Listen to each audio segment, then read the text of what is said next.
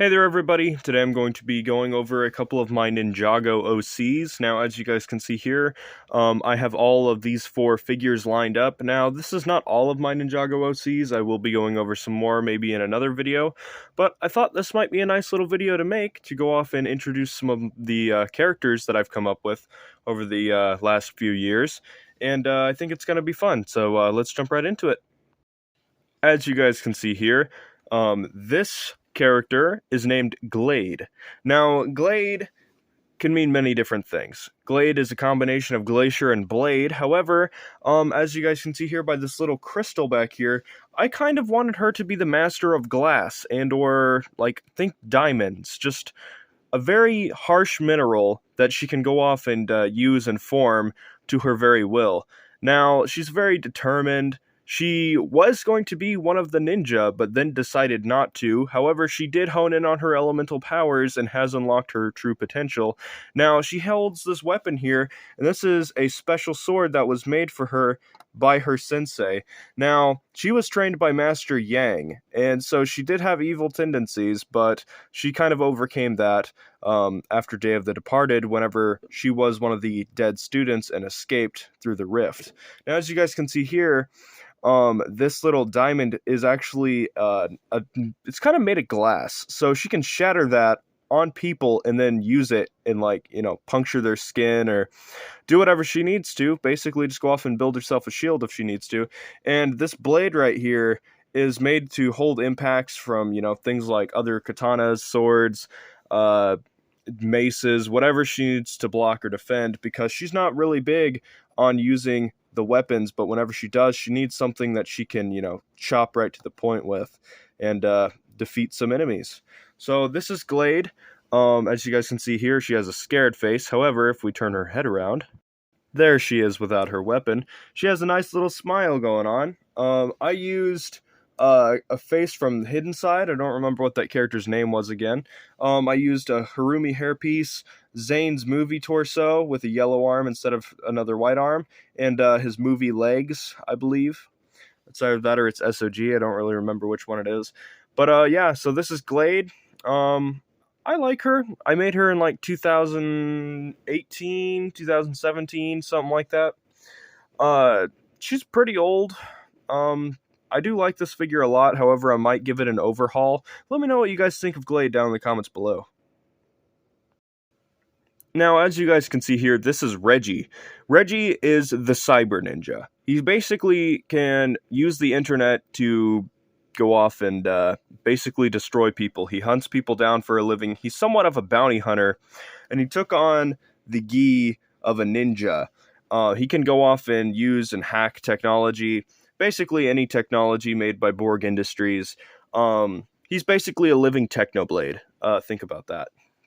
And by Technoblade, I do mean the weapon, not the epic Minecraft YouTuber. Rest in peace, Technoblade. You've changed so many people's lives.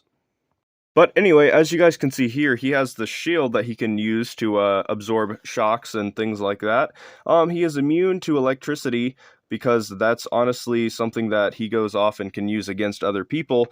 And he has these little things where he can store his power in, just in case the power gets cut, he can still use his powers.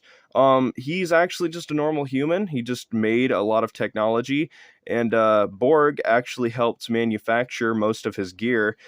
He's basically Borg's personal assassin, and that's his entire deal.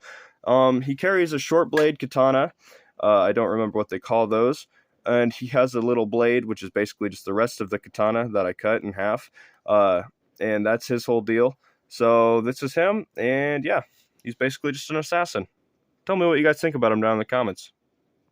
This here is Princess Levara.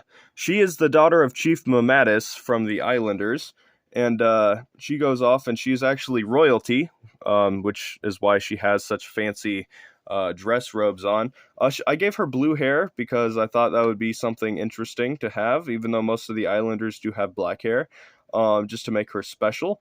And she is actually married to Polric, which is the two-headed Islander that came in the Jungle Dragon set, thus making him the son-in-law of Chief Mamatis, which is why she kind of has his blade here. But Yeah, so her whole deal is she kind of goes off and she helped the ninja escape because she did favor their cause. She thought that they were nice enough.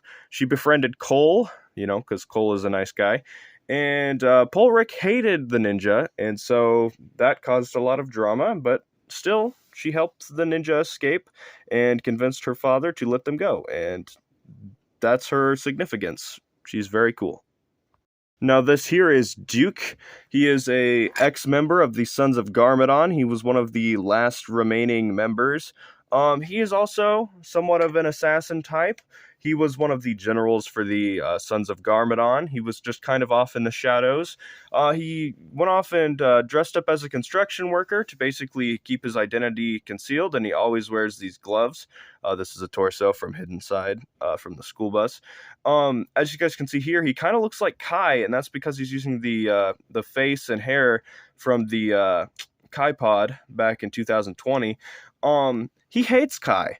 He hates Kai with a burning passion, and that is because he wears this red face paint up here because Kai burned his eyes. He has a hard time seeing, however, he does wear his biker helmet, and that has a lot of sensors and things like that that help him go off and manage his motorcycle. But he hates Kai, and so he wants to do everything in his power to mock him, including dressing up like him in order to get the news to slander the ninja. Now, he did end up joining the Council of the Crystal King.